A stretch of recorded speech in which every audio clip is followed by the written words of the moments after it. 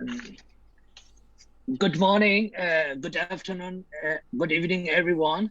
I am Nissan Lue, a Rohingya campaigner, co-founder and coordinator of the Free Rohingya Coalition. Thank you, each and every one of you, for being here with us today. We appreciate your solidarity with the Rohingya cause.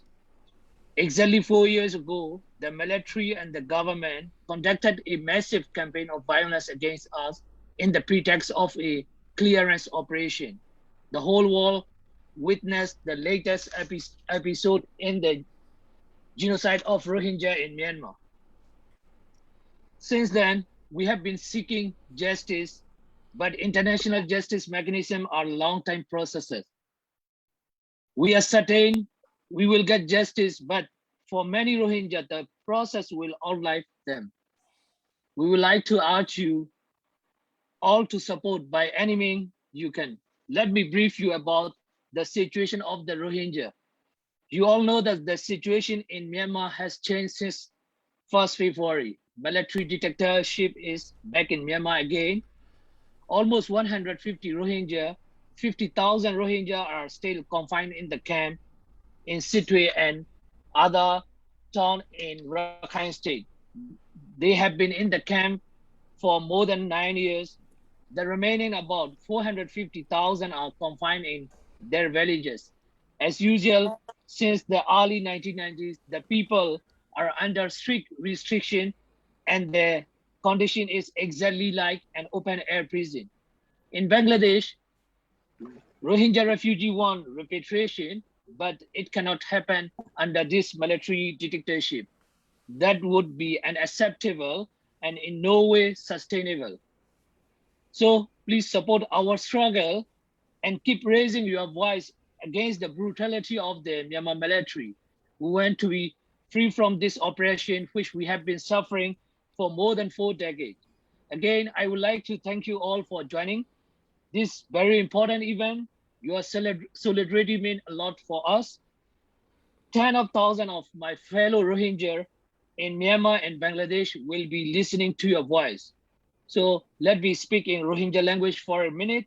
So my brother and sister in the camp will have a clear message about this event.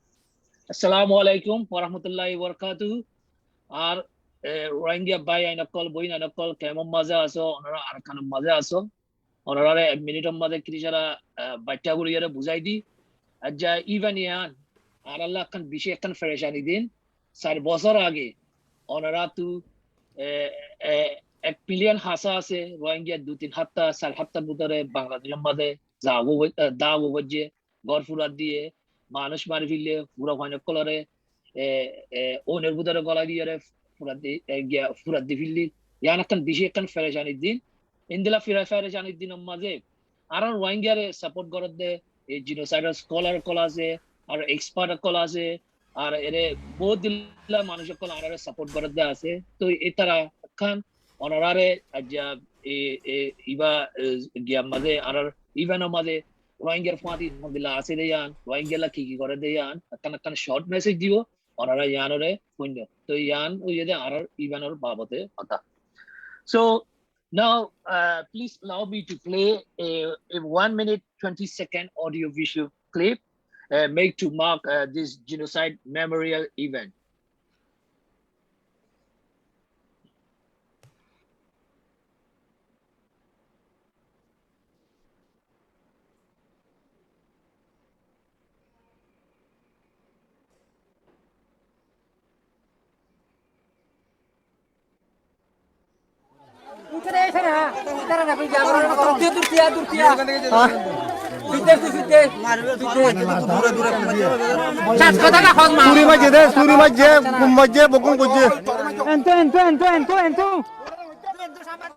খবর ফুইনতে ফুইনতে দেশর সুলদারি ফাগিজার গই বালা একান বর না পার হতে দেশত যাইতাম বই খবর ফুইনতে ফুইনতে দেশর সুলদারি ফাগিজার গই বালা একান বর না পার হতে দেশত যাইতাম বই Overruni Mogwarmaye, Tanshagari Fele, Rangadati Mogwarmaye, Tanshagari Fele, Rangadati Odegiyo, Duisoke ki algore, to Sundar Gorbandilam, oh. তো সুন্দর ঘর বান্ধিলাম তাই ফারিদ জীবন ভোর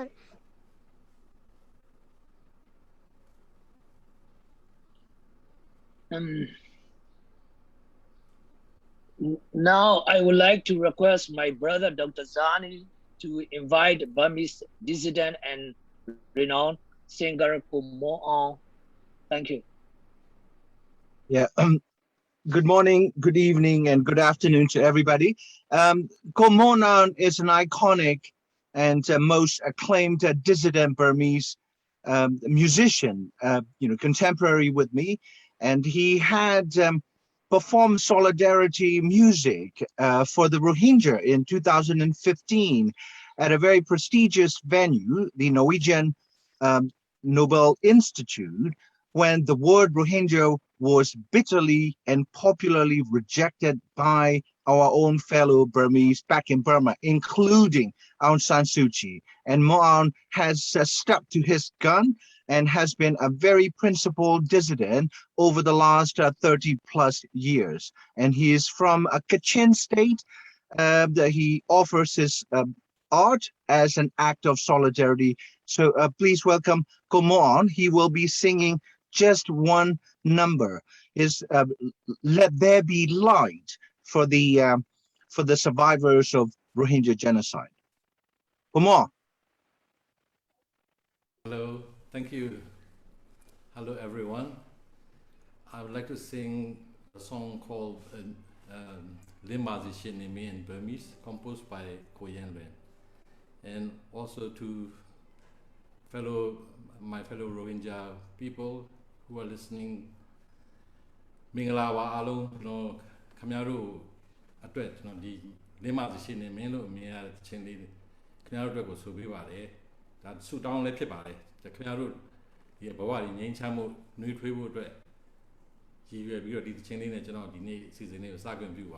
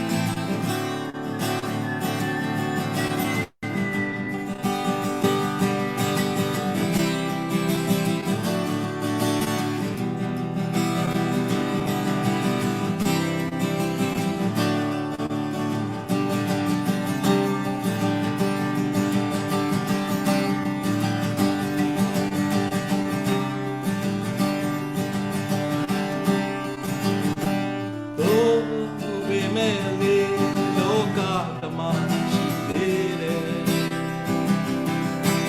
so be mele akaung so ko jom nai ne wa lo lo yau yin yana ya me man so no panai so ku ya me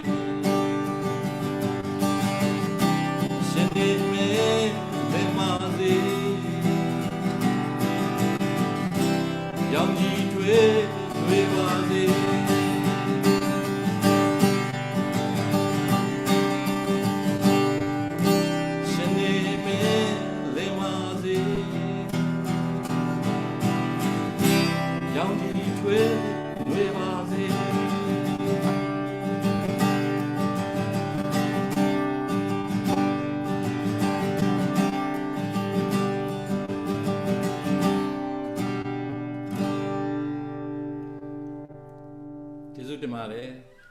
Thank you, everyone. Yeah, thank you, Kumar.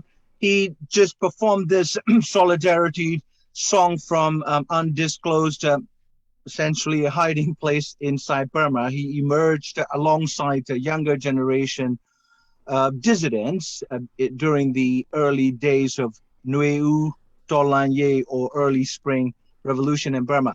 Now we've got just one pre-recorded 5 minutes and 40 seconds opening remarks by one of the most renowned post-colonial scholars, Professor Gayatri Chakravorty Spivak, the university professor in the humanities at Columbia University.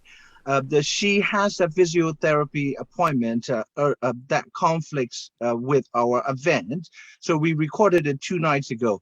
And her remarks have also been published in Prothom Alo today, just this morning, Bangladesh largest bilingual newspaper. So Nesamet, you've got Gayatri's speech.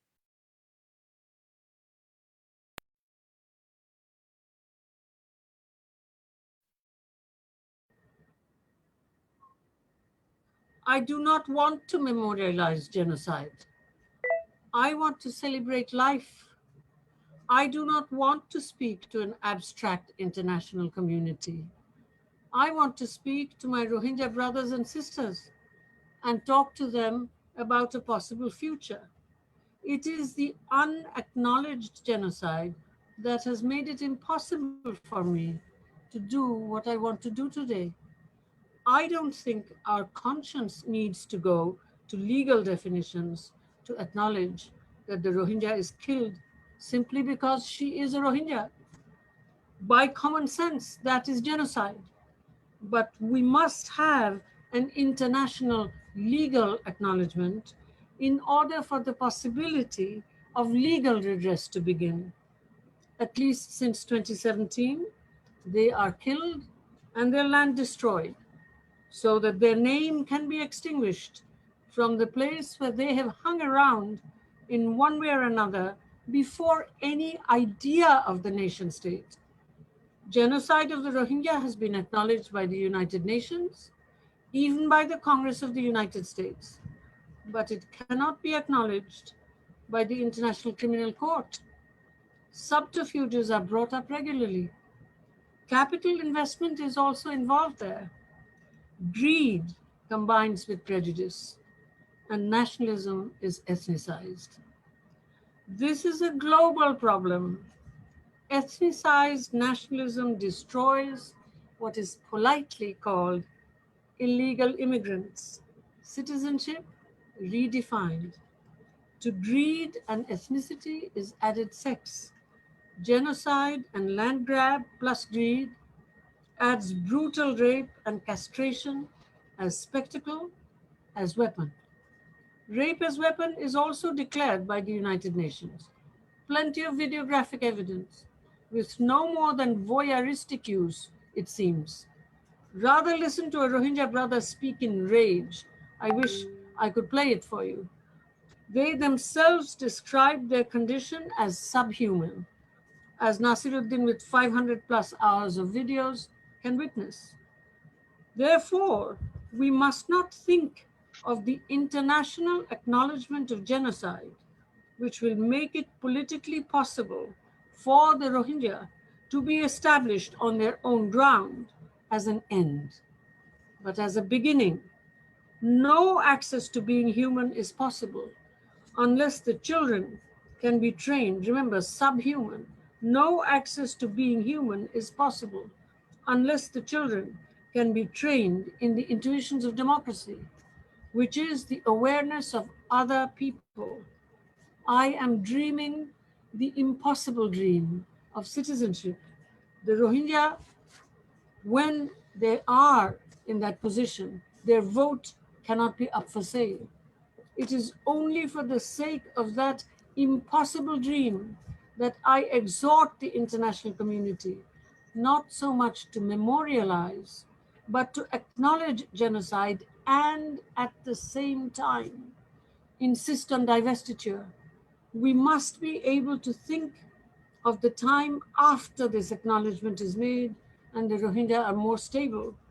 I'm a teacher of the humanities, beyond the disciplines, as the instrument of the ethical. Our work begins in that stability. Countries in the region have not come forward to make this acknowledgement. As an Indian, I make an appeal to our best instincts. Come forward for these brothers and sisters. I have been involved with the Rohingyas one way or another since the late 80s. But for me, as a person who has given her entire life to poetry, a mention of the great 17th century Rakhine poet Alawal is necessary here. I have no blood quantum theory to tell me if he's a true Rohingya. I only know that he spoke of the Rohingyas as his audience, and that I met him across the hills of the Arakan region, across 300 years, as a young person, thanks to my mother, as a classic from the area. He wrote of women who would not be raped and people who would not be killed. It is in his name, Alawal, that I ask you all, let us not stop at merely commemorating genocide, rape, and greed. Celebrate the historical future as only memory can by pushing hard for legal acknowledgement. I embrace you all as the struggle goes on. I end by picking up the Rohingya self-description, subhuman, অমানুষ, মানুষের অধিকারে বঞ্চিত করেছ যারে, সম্মুখে দাঁড়ায় রেখে তবু কোলে দাও নাই স্থান, মৃত্যু মাঝে হতে হবে তাহাদের সবার সমান. Then we will memorialize genocide in a shared death. Let us avoid this. Thank you.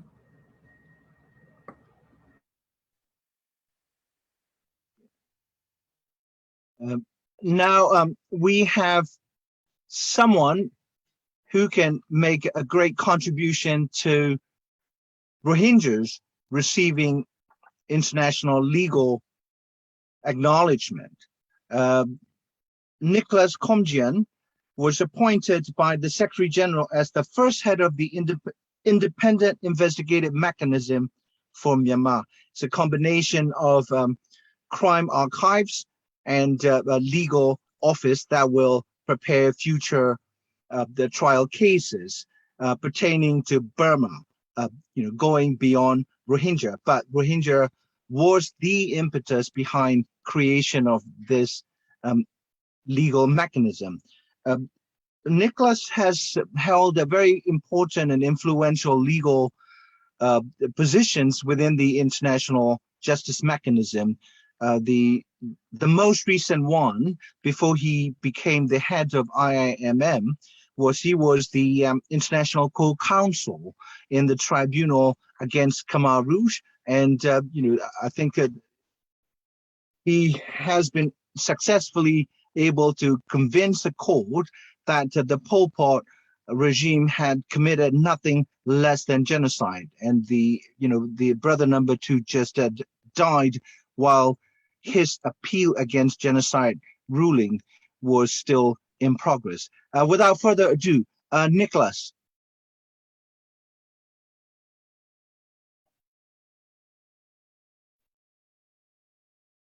Oh, you are muted. Sorry about that. I want to thank you, Dr. Zarni, for this invitation. I thank you and I thank the organizers of this event for inviting me to speak on behalf of the Independent Investigative Mechanism for Myanmar, but most of all for organizing this event, which is so important, so timely, to remember after 4 years what happened in 2017 and the violence that was inflicted on so many human beings, so many individuals. The consequences of that violence continue today. The consequences are tragic and they go on. We have hundreds and hundreds of thousands of Rohingya living as refugees in camps with their lives on hold, in horrible conditions, with generally one hope, one shared hope, to go back home, to live a normal life in the country in which they were born.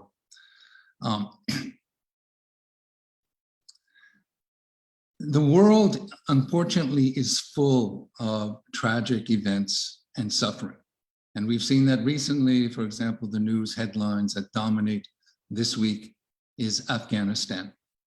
And there's one crisis after another. And each one we all turn our eyes to. I hope many of you turn your hearts to. You're concerned about what happens. But then the news cycle moves on and people tend to forget. But the suffering of those who were the victims of that event continue. And if we want to in any way alleviate their suffering and provide some restoration to them of the rights that they lost, it requires a very long and persistent effort. It requires a concentrated commitment by each of us to continue to fight for justice, for some recognition of what happened, and for restoration of rights that were lost.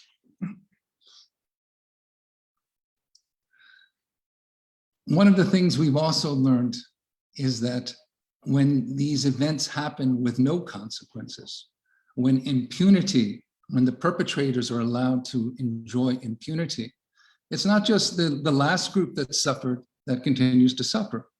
It affects it foments a cycle of violence where more and more people are affected by that.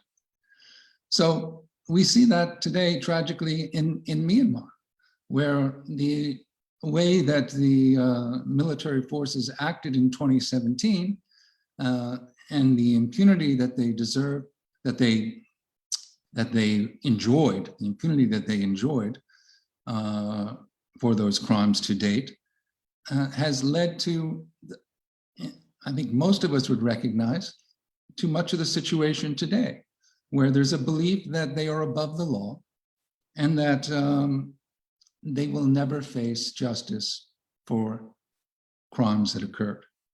And it's very important to every country and to the world that those who commit the most serious crimes will eventually face justice. Most serious crimes in international law are often called crimes against humanity. Why do we call them crimes against humanity? Because the victims of such crimes are not just the group targeted, the individuals targeted, or those brothers and sisters of their same ethnicity. It's all of humanity, because what happens to one can happen to all. So I thank you very much for inviting me to this event. I thank all of you that are tuning in. And I ask for your continued assistance in our difficult job. The Independent Investigative Mechanism for Myanmar, our job is to collect evidence and analyze it, collect evidence of the most serious international crimes committed anywhere on the territory of Myanmar since 2011 against any human being, regardless of the ethnicity of the perpetrator or the victim, and to prepare criminal files. But we are not a court, so we will depend upon international or national courts exercising jurisdiction over these events, which again, many of you here have advocated for these courts to take up these cases. And that's a very important work that you continue to do. And I thank you for all the work that you have done to date, and I ask you to please persist. It's 4 years now. It's likely to be a much longer process, but we must persist and commit ourselves to this long journey to try to seek justice. Thank you. Thank you very much, Nicholas, for that appeal to conscience. May I now invite my Bangladeshi British brother, Shafi Rahman, a well-known documentary filmmaker and a journalist based in Cambridge, UK. And he has done extensive interviews with the Rohingyas since 2016, and his documentary evidence will become a historic evidence in any court of law. And I won't read his long and distinguished career. His work has been covered by BBC, CNN, among others. And so, Shafi. Thank you very much for giving me this opportunity to speak today. So the quotation chosen by the organizers as the theme for today's commemoration is this: the struggle of man against power is the struggle of memory against forgetting. I agree that memory is a powerful tool. I believe that public articulations of memory are necessary and useful. In both Myanmar and in Bangladesh, there are very many powerful interests and very many self-serving versions of historical events pertaining to the Rohingya. And this makes memory a challenge to the powers that be. They want to decide how a particular episode of history is or should be written. And so when the Rohingya try to assert their memory and their living history in their continuing struggle for justice, they face problems. The sad reality is that it's not just in Myanmar, but also in Bangladesh, that any assertion of their collective memory amounts to a form of challenge. 2 years ago today, there was an emotional offering of prayers in the Rohingya refugee camps of Bangladesh to remember all those killed in the clearance operations of 2017. Tens of thousands of Rohingya gathered. They did not speak against Bangladesh. They spoke of gratitude to Bangladesh. They did not stake a claim in Bangladesh. Indeed, they wanted to go back to Myanmar, but only if the conditions were right. They correctly sought and obtained permission to hold the remembrance meeting from the appropriate authorities. Yet, overnight, Rohingya became enemy number one. The entire body politic of Bangladesh perceived the remembrance event as some kind of threat. There followed measure after measure, starting with mobile SIM confiscation, a ban on 3G and 4G internet, barbed wire fencing, and threats of removal to Bhasanchor, all added to the existing threat to reduce their comfort, as one Bangladesh minister put it, that Rohingya were apparently enjoying. The successive so-called clearance operations by the Myanmar military are not only a part of Myanmar's past, but also the past of other nations, especially its neighbors, and of course, Bangladesh. Yet today in Bangladesh, there are not going to be any academic discussions or public meetings concerning 1 million Rohingya living in southeastern Bangladesh. There will be no attempt to grasp what it means to be a refugee as a common, indeed shared human experience. There will be no discussion about Bangladesh's indifference to the past, its forced and unsustainable repatriation of refugees, or its inability to imagine a future for refugees and its own people. Yet for Bangladesh, allowing the commemoration of August 25th could have been about comprehending its own experience of genocide, its values, and its history. Instead, in the refugee camps, a stern warning has gone out in the last couple of days, threatening severe penalties for people who hold any kind of commemoration or demonstration marking Genocide Day. Not only that, there is yet another announcement going around that those who wish to be repatriated will be helped by UNHCR and they will not be forced and that it will be voluntary. The struggle of memory against forgetting is particularly acute around this concept of voluntary repatriation. UNHCR has always presented this notion of voluntary repatriation in a disingenuous way. In the case of Bangladesh, perhaps it is to eradicate the shameful memory of the 1990s, or confer legitimacy to the process and to gloss over the fact that a decision to return is always dictated by a complex bundle of factors, including physical and psychological pressures and material needs. It also completely ignores what the refugees will be going back to. For those of us who are not Rohingya, memory must be a matter of identity and solidarity. That is, to engage empathetically with Rohingya who are living in Myanmar, in IDP camps, or the refugee camps, trying to imagine their struggles, mourning their suffering and deaths, and celebrating their triumphs. Yes, there are triumphs. While brutality and terror lie at the heart of the Rohingya story, so do struggle, courage, endurance, love, and the instinct and tenacity to survive. These are monumental triumphs, more so than the fact that their case is at the International Criminal Court and at the International Court of Justice. Thank you. Thank you, Shafi. The 1 minute clip that we watched was the artistic creation of Shafi. So we thank you again for that as well. We have one speaker's swap. The Farina So, the deputy director of the Genocide Documentation Center in Cambodia, has graciously agreed to allow her slot to be taken up by Dr. Catherine Southwick, who has to leave in the next 15 minutes for another appointment. And so Catherine is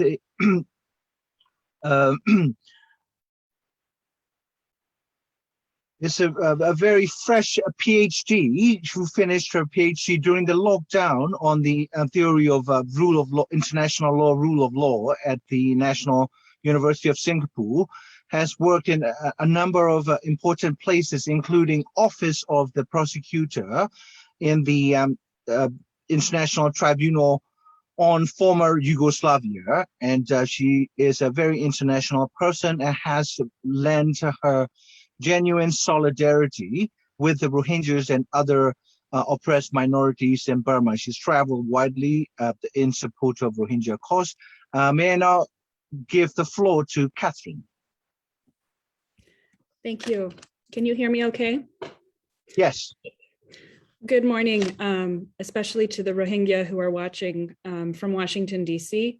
I spoke last year at this same event, and as I reflect on the situation of the Rohingya a year later, I'm focusing on three emotions: frustration, hope, and gratitude. I don't want to use these words in a trite sense, but I think together they can help motivate more international solidarity and response to what is happening in Myanmar and to the Rohingya. Frustration. I feel deep frustration again towards the international community. Despite many efforts by well-intentioned humanitarian workers and others, the regime for refugees and displaced persons remains exceedingly inadequate in upholding the most minimum conditions of human dignity. In 2017 and before, hundreds of thousands of Rohingya fled extreme violence to end up in refugee camps or with irregular status in countries where their rights continue to be infringed. They cannot attend schools or seek livelihoods. They are profoundly traumatized, and women and girls continue to struggle to avoid sexual exploitation and violence. Every couple of months, it seems, there are fires and flooding that devastate parts of the refugee camps in Bangladesh. The complacent international community allowed the warehousing of Rohingya on Bhasanchar Island, where refugees are vulnerable to natural disasters and physical insecurity. It is absurd that this international response keeps people in misery when countless humanitarian experts and activists have identified alternative ways to spend humanitarian funds so that the Rohingya can live with more dignity and, as a consequence, support themselves and benefit surrounding communities. And since the February coup, while the risks for the Rohingya become more urgent, the international community's response has not been sufficient to restrain the military and help negotiate an acceptable way forward for the country. Hope. Last year at this event, I spoke about how I believe that the most crucial factor in securing rights for the Rohingya in Myanmar were the efforts of Burmese citizens inside the country to advocate for equality and recognition for equal rights for all minorities, including the Rohingya. A year ago, a shift in public consciousness this way seemed like a long way off.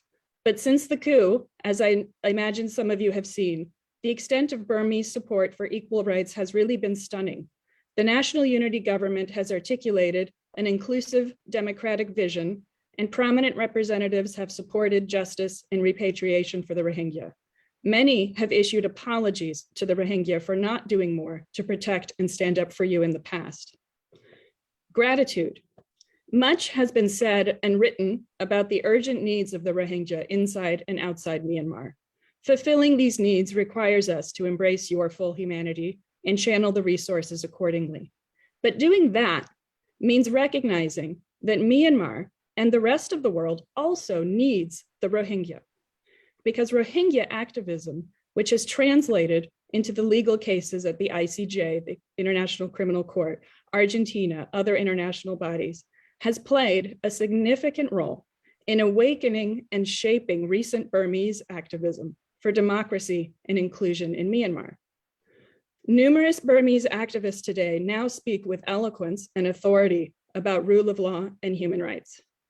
Their example, in turn, helps to sustain international commitment to democratic norms in Asia, in the West, and other troubled places. So, our freedom has been enhanced by Rohingya's persistent demands for justice and equality. And I thank you for that. And I also thank you for your music, your art, your poetry, your writing, your entrepreneurship, and your outreach. Your survival amidst these harsh conditions demonstrates and is a source of strength. So with frustration for the international community's own lack of accountability, but also with hope and gratitude, the international community must do nothing less than acknowledge genocide and renew and revitalize our solidarity and support for the Rohingya and equal rights for all in Myanmar. Thank you. Thank you, Catherine. May I now call upon Professor Gregory Stenton, who actually needs no introduction, one of the most renowned genocide scholars and campaigners, for the last half century. I won't read his Bible. Professor Gregory Stenton. Thank you very much, Sarni. It's a great honor for me to be able to speak to you as we commemorate this terrible crimes, all these crimes that have been committed against the Rohingya. And we are in a constant quest for justice. I want to share with you again a poem that I shared with you in a conference at Barnard College in February of 2019. It's a poem that is simply called, "What is Justice?" Can justice come in courts? Can a widow's tears be dried by trials? Can a raped girl's shame be healed by ceremonies? Can a fatherless child be consoled? What is justice to a woman whose children were slaughtered just before she was raped? What is justice to a bride whose husband's last caress was the last she will ever know? What is justice to a woman who will never trust a man again? What is justice to an orphan in a refugee camp? What is justice to lawyers who still won't call it genocide? Justice is the spirit of the law. Without justice, law is dead, like an empty skull. Without justice, there can be no reconciliation. Without justice, love cannot reweave the social fabric. Without justice, hope dies. Without justice, death conquers life. Justice establishes the truth. Justice restores dignity to the victims. Justice recognizes a widow's grief. Justice is digging up bones and giving them proper burial. Justice is telling stories of suffering to someone who really listens. Justice is confession that your country was responsible. Justice is always having to say you're sorry. Justice struggles to understand why people do such evil. Justice affirms that the rule of law is stronger than rule by force. Justice says murderers cannot get away with genocide. Justice is the antidote to abandonment. Justice is reconnection with the human race. Justice restores the social order. Justice rebalances the moral universe. Justice is God's force socially expressed. Love is God's force personally expressed. With justice and love, hope returns. Hope is the assurance that life will triumph over death. Thank you, Professor Stenton. He also delivered opening remarks at the Auschwitz biannual conference on genocide just this past July.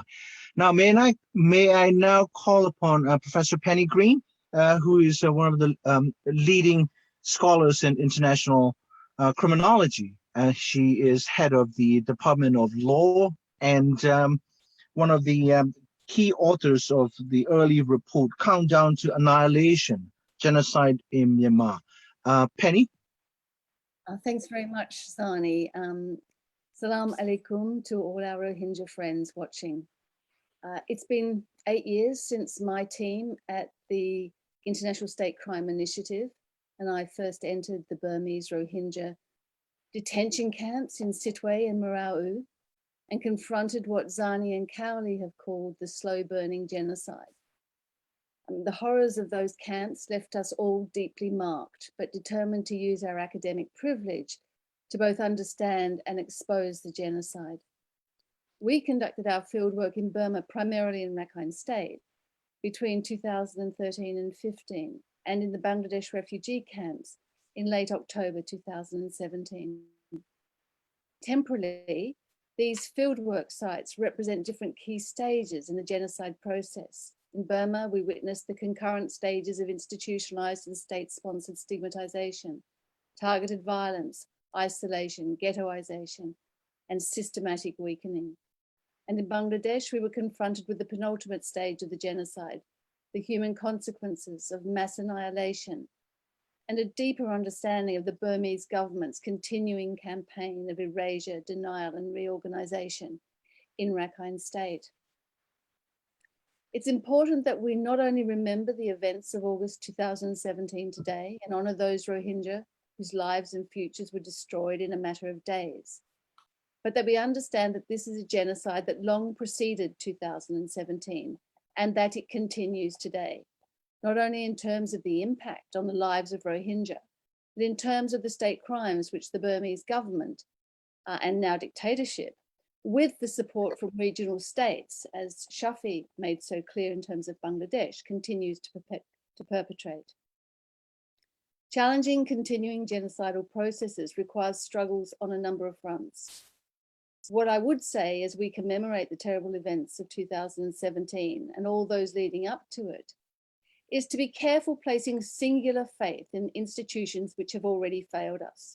Institutions like the United Nations, which refused to acknowledge the genocide when the evidence was clear and refused to act when there was a chance that the course of history might have been turned, which continues to tread terribly cautiously for fear of upsetting regional geopolitical interests.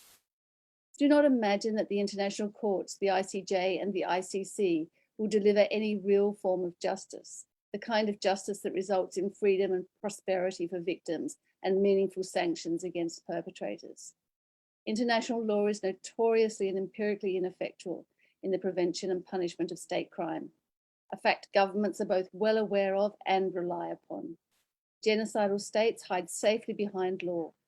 Following our initial research in Burma, which Zani referred to, and the report we published, we submitted it then to our Foreign Secretary, Boris Johnson. The reply we eventually received was that it's not genocide until a court of law determines it as such. So we must wait for the law. And what does that mean? When we do see attempts to take genocidal states to court, it's always long after the process has reached its denouement, when the possibility of intervening to prevent has long, long passed. The commitment to legal solutions can be both distracting and disarming when the answers are so clearly political, social, and economic, and most successfully led by civil society. For the Rohingya, the decision by the Gambia to take Myanmar to the International Court was nonetheless a welcome one. It was a recognition that they, the Rohingya, existed and that great harms had been done. But that is really all that we can expect. And of course, the consequences for Myanmar were nothing more than a reprimand, an expectation that the law will adequately address the genocide, disempowers victims and activists, places all decision-making authority in the hands of judges, lawyers, and the courts, that is, with the elites. The mobilization of Burmese civil society has not been easy, as we know, but we have seen some movement, as the last speaker suggested, as the struggle for Rohingya justice is linked with the struggles against the military coup. Today, the National Unity Government issued a long-awaited statement acknowledging the atrocity crimes committed by the regime against the Rohingya, supporting a domestic movement against the coup inside Burma, demanding boycotts, divestment, and sanctions, ensuring that the identity of the Myanmar Rohingya is kept alive, linking to solidarity movements like Black Lives Matter and the disability rights movement. Only through these intersectional and politically targeted struggles will it be possible to deliver justice to the Rohingya. And surely this is the best way to honor the memory of all those who have lost their lives in this long genocide. Thank you. Thank you, Professor Penny Green. Now I'd like to introduce someone who really educated me and awakened my conscience on my own country's victims of genocide, Natalie Brinham. I also have to confess that she's also my wife and research colleague, and she is a senior program officer with the world's first Institute on Statelessness and Inclusion based in Netherlands and UK jointly. Nat? Thank you, Zani. August 25th is a day on which we remember those who lost their lives in Myanmar's genocide. It's also a day to honour and show solidarity with the survivors in their pursuit for justice, restitution, and recognition of Myanmar's crimes against them. For me, it's also a day to reflect honestly on our own forms of solidarity. This year, our Rohingya brothers and sisters' attempts to organise memorial events in the camps of Bangladesh have been hampered by authorities. The Bangladesh authorities can't take their memories, though. Instead, they remember in silence in their shelters. This year, it seems, has been the year of many silences. Since the horrors of 2017, there have been important developments in Rohingya activism. Rohingya-led and organised initiatives in international circles are no longer the exception, they're the norm. Using token Rohingya voices within the parameters of NGO-defined advocacy projects no longer goes unchallenged. Rohingya have become the centre of knowledge production about themselves. And yet this past year has been a huge challenge for Rohingya activists, Myanmar activists, and those working with them. Not least because the crimes of Myanmar's generals have engulfed the entire country, and because the pandemic, with its man-made factors, has sadly taken the lives of activists, their friends, colleagues, and family members. Week after week, messages and social media feeds have become a stream of seemingly endless notifications of deaths and arrests. People desperately trying to find safety from military violence, or else trying to secure oxygen against the odds for poorly family members. With the heavy emotional toll on all the people of Myanmar, including Rohingya, And with the 360-degree conflicts as a result of the February 1st military coup, it's amazing that activists have the energy to continue with their work at all. For my activist brothers and sisters, looking after yourself and being kind to yourselves is paramount. Emphatically, it does not deplete from the value of your work.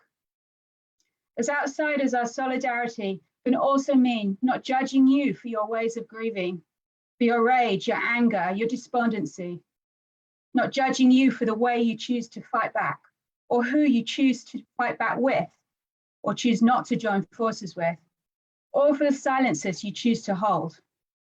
I'm here. We are still here. Another loss this year has been a loss of hope. The homeland to which many Rohingyas are hoping to return is in dire straits. And the human rights situation for Rohingyas in Myanmar, Bangladesh, and elsewhere has deteriorated. Importantly, human rights abusers are no longer concentrated within the Myanmar military, but also from other groups. Non-state armed groups in Rakhine, exploitative and violent gangs operating cross-border, and hybrid state and non-state criminal networks. Seemingly, there's no escape. With the acceleration of these other forms of abuses come silencers. The silence of Rohingyas in camps and in diaspora, fearing reprisals and consequences for their family, friends, and communities. The silence of internationals worried about the precarious position of Rohingyas, unable to navigate the situation to find strategies that will help and not damage. And then resulting from all those silences is a lot of blame and anger, feelings of loss, frustration, and impotence. Sometimes we need to remind ourselves that it's the absence of solutions, opportunities, and protections for Rohingya survivors that enables the insecurities, violence, and exploitation. It's the structural issues that we need to keep collectively focusing on, not just the individuals who turn to crime or the actions of leaders who are powerless to solve the violence. Whilst holding in mind that Myanmar perpetrated the genocide against Rohingyas, and holding in mind that justice can only be done once Rohingyas are able to thrive and flourish in their homeland, we also need to recognize and act on the needs of Rohingyas everywhere. Rohingyas should be able to have decent lives and futures outside their country too. Maybe it's sometimes justified to temper our solidarity with our silencers to make sure we do no harm. But there is no good reason to be silent about the states and international structures that create barrier after barrier for Rohingya genocide survivors who simply want a future in which they can live safely, proudly, and openly as a community. With that in mind, I am still here. We are still here, and we will not be silent. Thank you. Thank you, Ned. She was also the principal author behind our joint publication, The Slow Burning Genocide of Rohingya. So just to remind the viewers that Rohingya genocide did not begin 4 years ago in 2017, when streams of images hit CNN and BBC headlines. It's been institutionalized for over 40 years, and that was the conclusion of our joint study, Slow Burning Genocide. At the time, we only had evidence with us, and the world was going in a different direction. Now, may I call upon a renowned documentary filmmaker and veteran war correspondent from Uzbek originally, but worked for BBC and other programs in the United Kingdom. And recently she made a very historical film called The Exiles about the Rohingya, with a very, very rare footage of interview with one of the architects of Burmese genocide, ex-General Kenyon. Her name is Shahida Tula Ganova. Shahida.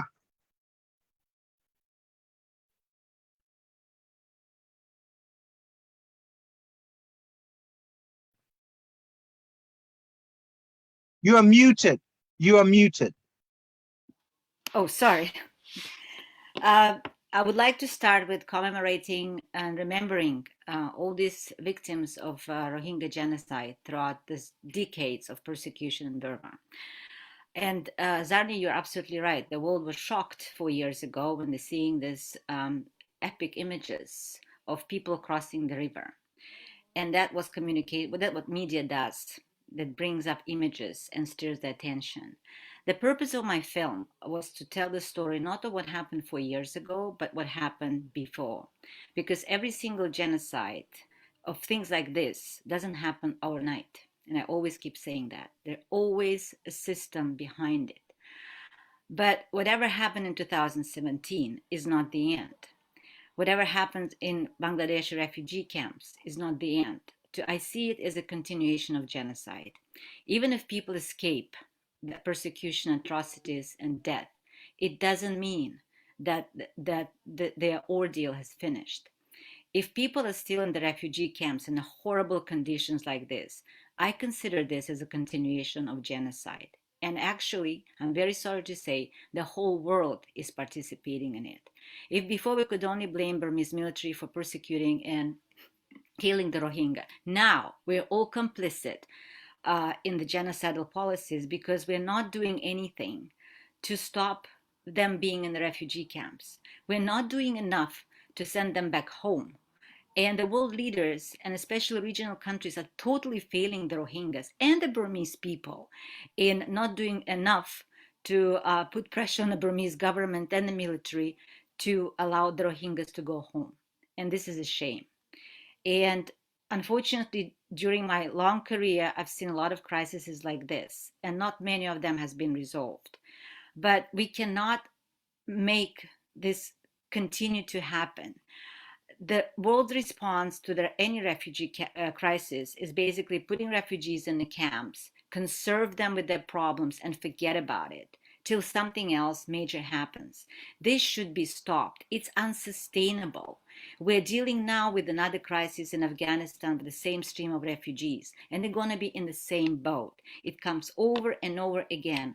So the international community should really come up with a sustainable solution and workable solution to understand that these people, they're not just some sort of unknown, nameless refugees. They're people who have dignity, who have life, the same right to life, the same right to education, and to be dignified as anyone else in the world. And I really hope this will happen sometime to the Rohingya people who will come back to their homeland in Myanmar and live there happily. Thank you. Thank you so much, Shahida. May I now ask Professor Michael Charney of SOAS to offer his remarks. Hi, thank you, Zani. Countries have two existences: the temporary existence experienced by the people and places under the mundane control of the state, and the permanent imaginary or imaginaries of what the country is, the transcendent land and people. When they coalesce, we have social harmony, and when they do not, we have oppression, resistance, and ultimately, whether quiet or loud, revolution. Myanmar has had very few periods of coalescence since independence in 1948. It is the reason there are still ethnic armies, why the Rohingya have seen 3 to 4 major periods of expulsion into Bangladesh. It is why the NLD leaders are under arrest and undergoing trial right now, and why there is an alternative government, the NUG. At a broader level, the international system has two existences: the temporary status quo, all countries live within, the real balance of power that emerges from the state of anarchy, and the permanent imaginaries of states nominally existing within that international system.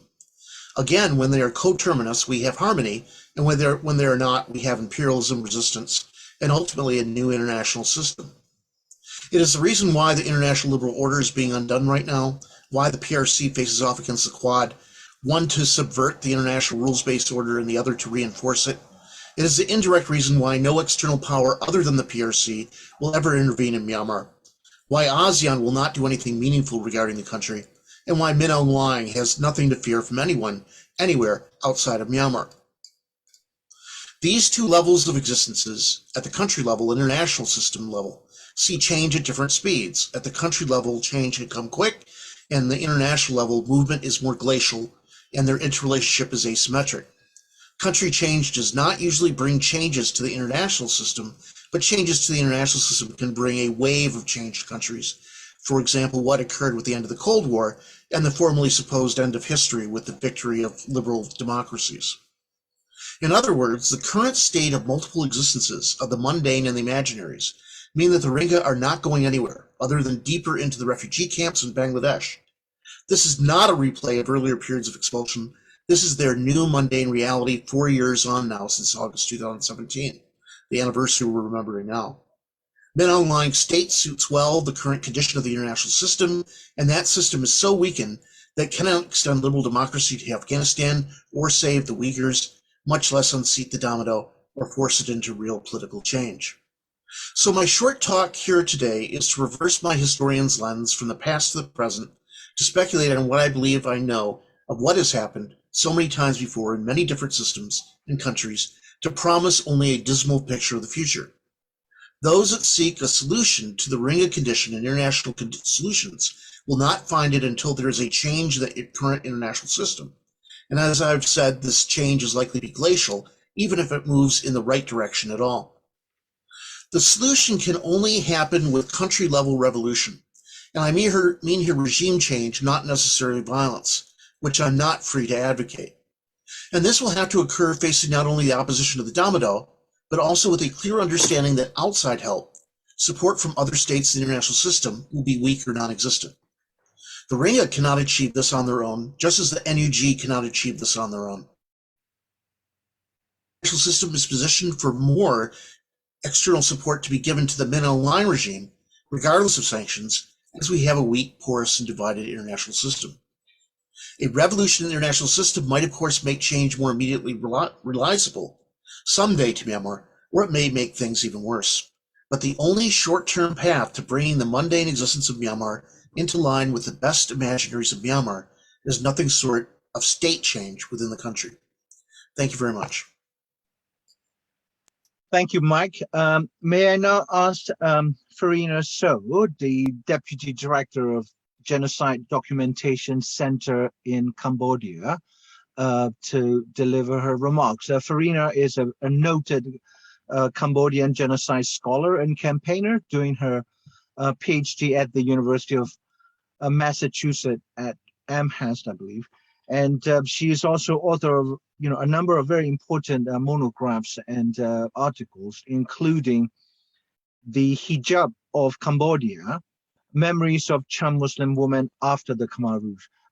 Farina? Thank you very much, Dr. Zandi, for including me in this event. Good morning, good afternoon, and good evening. ខ្ញុំឈ្មោះ Sofarina ជានាយករងមជ្ឈមណ្ឌលឯកសារកម្ពុជាឬក៏វិទ្យាស្ថានស្លឹករឹត So DCCAM is a research institute that documents the Khmer Rouge atrocities which took place from 1975 to 1979. They claim almost 2 million lives. DCCAM has two main objectives, memory and justice, because we believe that these two main objectives contribute to healing and reconciliation. To achieve memory, we collect oral history, develop history curriculum, and incorporated the curriculum into public school and teach the history nationwide using both formal and informal education. And as far as justice is concerned, we collect documents, provided documents to the hybrid court, the extraordinary chambers in the courts of Cambodia, ECCC, which try Khmer Rouge senior leaders and those most responsible for the crimes. A handful of Khmer Rouge leaders were convicted of crimes against humanity, war crimes, and genocide. Some of them passed away before and after the conviction. And the appeal hearings against the only surviving senior leader was held last week. He claimed that he is innocent, thus asking the court to free him. We hosted many visits and internship of Burmese researchers at a documentation center of Cambodia on documentation, technique in documenting the atrocity, and site visit to Khmer Rouge genocidal sites in Cambodia. And we are continue to provide continued support to our researcher fellow in Burma in these fields. We stand here today because we share our moral responsibility, the responsibility to prevent, to protect, and to deal with what happened in order for us to move on. As a child of Khmer Rouge survivor, I feel resonate with what happened to Rohingya people of Burma. As a researcher and educator, this confirms that we need to continue to raise the public awareness and educate younger generation about the atrocities in its depth and breadth and in a comparative context in order to find what is best for victims, survivors, and what are common for them, in that a sense of recognition and justice is very important, and how to make this happen. Thank you. Thank you very much, Farina. She also directs the USAID supported genocide education baseline study across Southeast Asia. As you know, Southeast Asia has been home to at least 3 genocides, Indonesia 1965, and then 75 to 79 Khmer Rouge, and currently the Burmese genocide against Rohingya people. Can I give the floor to Karen Johnblood from Frankfurt? She has been with the University of Southern California, or USC Shoah Foundation, for the last 25 years, and she's Director of Global Affairs, engaging with multilingual staff, cataloging and indexing crimes committed by heinous regimes across the world, including the Burmese military. Karen? Thank you. It's an honor to be here, and I want to thank the organizers for putting this Myanmar Genocide commemorative event on. I'm here to say to all Rohingyas and the impacted community that their stories and experiences are important to be known, are important to me, are important for the people in this world to know and not to forget, but remember. And to remember in particular people and lives that were lost in 2016 and 2017, but also before and since due to their persecution in Myanmar. For some time now, I have become increasingly uncomfortable in speaking about the work I have been involved in for the past 25 years, which is documenting the stories of genocide survivors, including those of the Rohingyas. So the world won't forget, so the world would act, and the world would learn from it. As we know all too well, and the Rohingya community has experienced and continues to experience all too brutally by the hands of its own country, Myanmar. The so-called world or international community does not seem to be learning or seemingly changing. But just one of the things I take away from listening to survivors of genocides or their children or grandchildren, and I'm saying this even if this might appear naive to some or many, is the importance of the stories survivors tell, and how deeply listening to what they have to say can impact each of us, impact us to pursue real change. I should never stop listening to survivors and always be reflective and mindful how I, and one in general, can best contribute to a lasting change. It's not the world that learns, it's each one of us, the duty of every human being, young and old, that needs to know and needs to learn. As long as we have genocide commemorative events for communities such as the Rohingyas, we demonstrate how the world has not learned, how we have not really learned individually and collectively. And yet, I believe in the need and power to make sure the stories are being heard and seen, because I've seen it many times over, how the power of the individual story can impact us as individuals. Rohingyas are being confronted with enormous challenges and showing immense resilience to find a respectful future and path for their family and children, despite it all. Myanmar's leaders need to be held accountable, and the Rohingya refugees and survivors need our respect and solidarity, and more importantly, a safe future. Thank you. Thank you very much, Karen.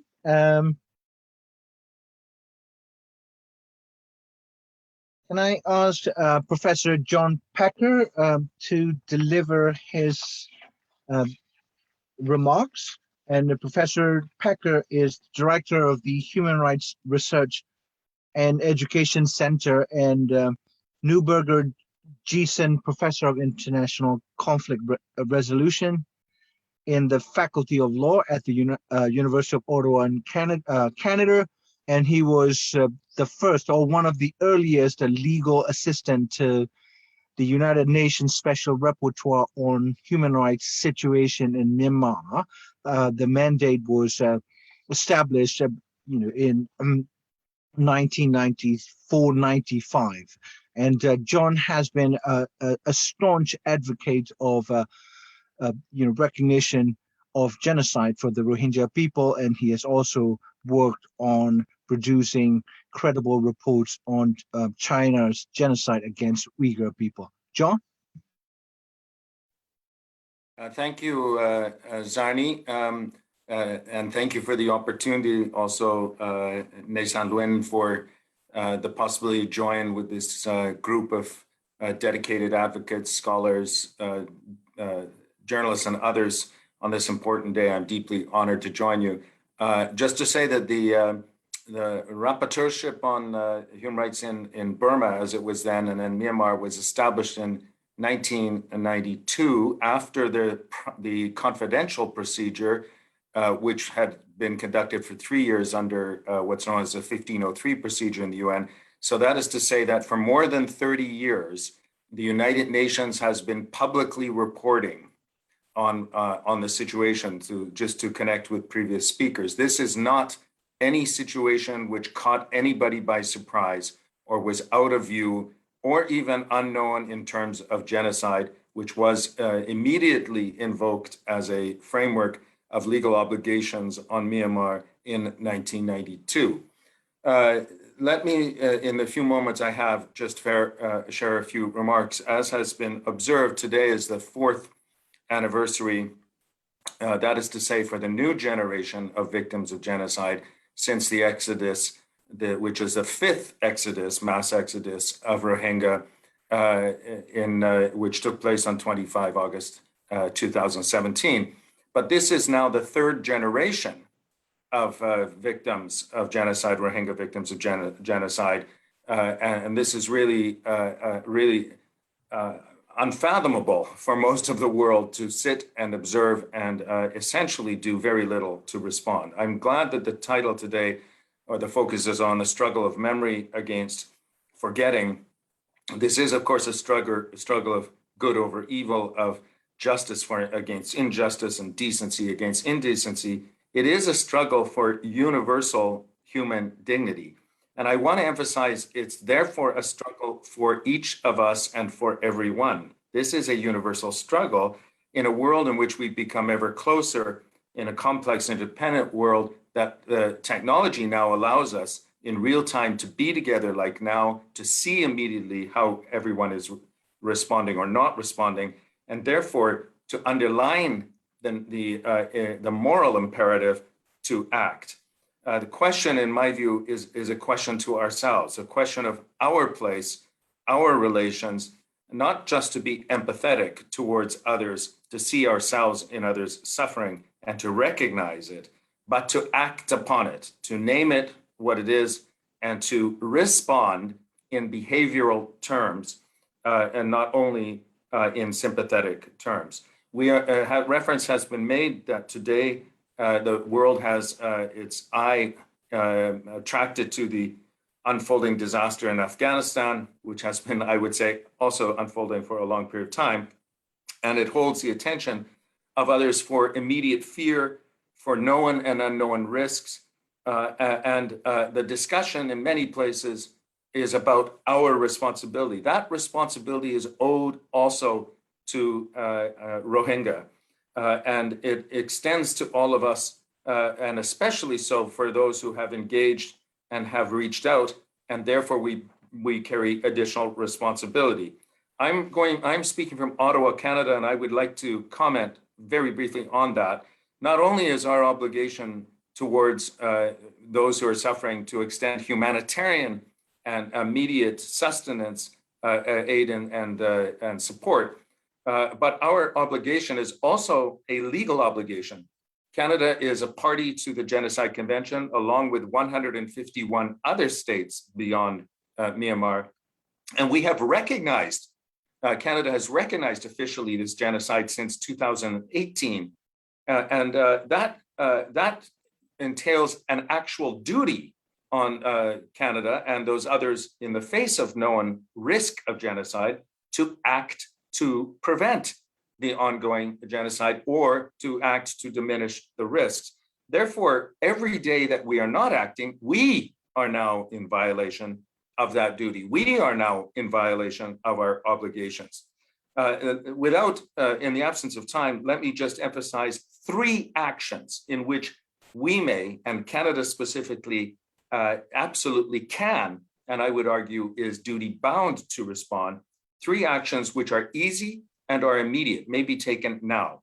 And those 3 actions are, first of all, to join the International Court of Justice case, to call upon the International Court of Justice in that regard to make public the reports under the provisional measures, and to become an active party as a state party to the Genocide Convention in the action of the court now, right now, do it now. Second step or action of responsible conduct is to recognize now, today, the National Unity Government and to extend material assistance to that government in not only reflection of the only means of legitimate authority, the only expression of the will of the people that we can discern, but specifically to counter the illegal military junta, which has grabbed power on the basis of a forcible coup, and to respond against it. And the third action, which we can do again now, today, is to extend an offer immediately of 1,000 scholarships for Rohingya youth to provide education in Canada to young women and young men who need this education, who will be the basis of the hope and rebuilding of their society in the future.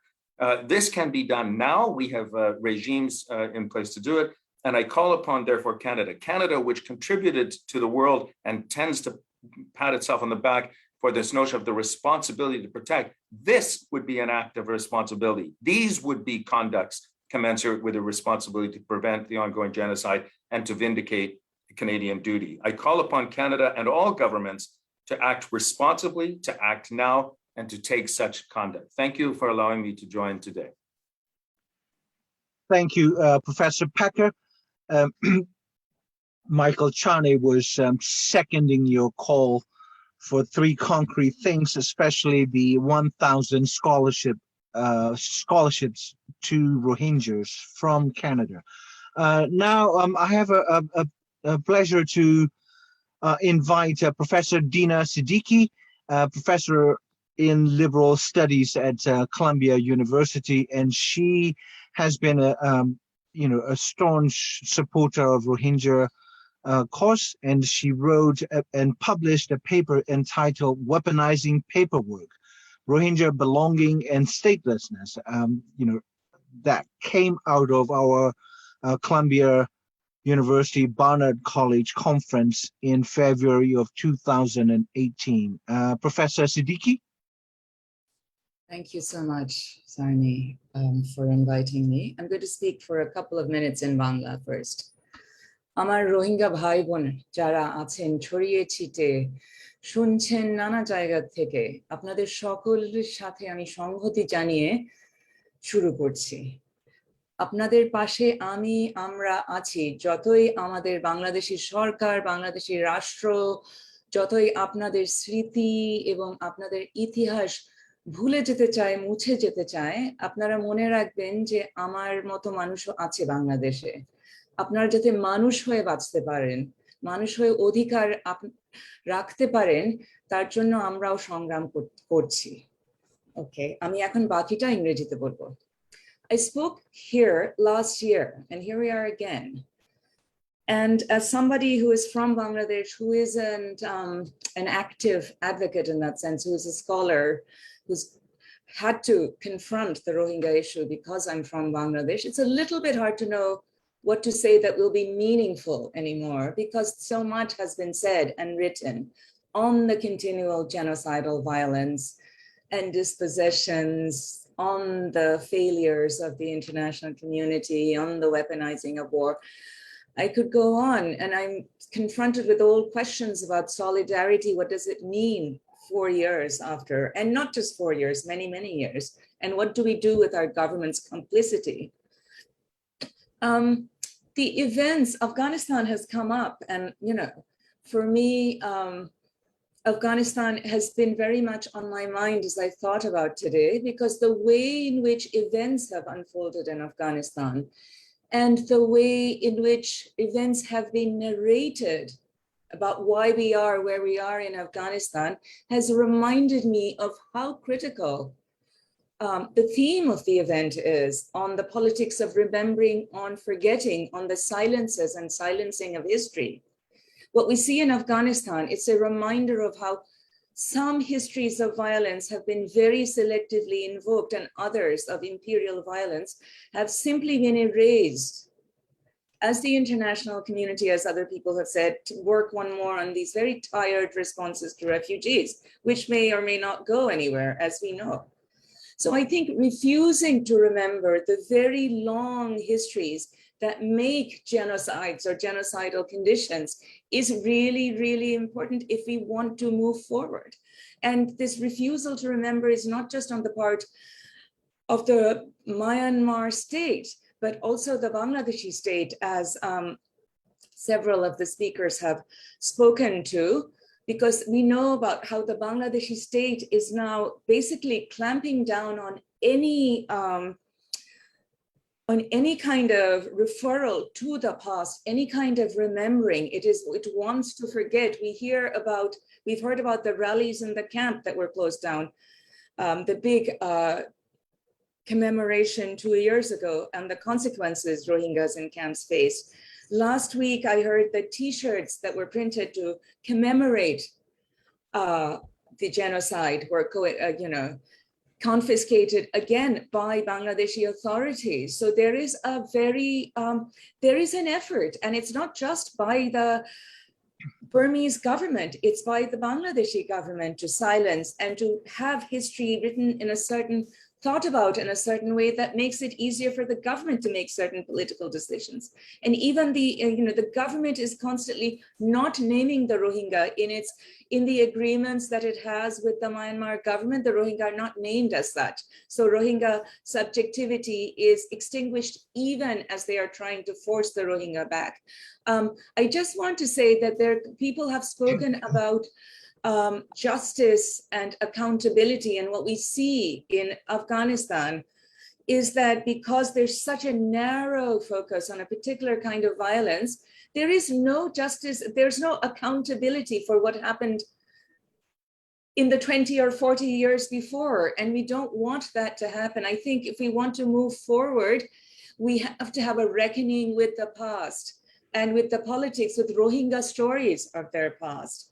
Okay, so we in Bangladesh have to push back against the selective forgetting, but also the dehumanizing of the Rohingya being and subjectivity that has continued in the camps in various ways from Bangladeshis too. I mean, it's really not just from Bangladesh cannot simply, demonize the Burman other. It's we Bangladeshis, we're complicit in that, and we have to start naming that history and not giving in to our governments. Thank you. Thank you very much, Professor Dina Siddiqui. Just to inform you that our live cast has reached over 6,500 viewers, and at any given time there are several dozens watching. May I now invite Professor Michimi Muranushi from Gakushuen University, Professor of International Politics in the Faculty of Law at this formerly Imperial College in Tokyo, and he is a very, very special scholar who looks at his own societies, particularly his state's complicity in the Burmese genocide, and also its support it has given to Aung San Suu Kyi, and in the name of democratization. Professor Michimi-san. Thank you. Thank you very much for inviting me.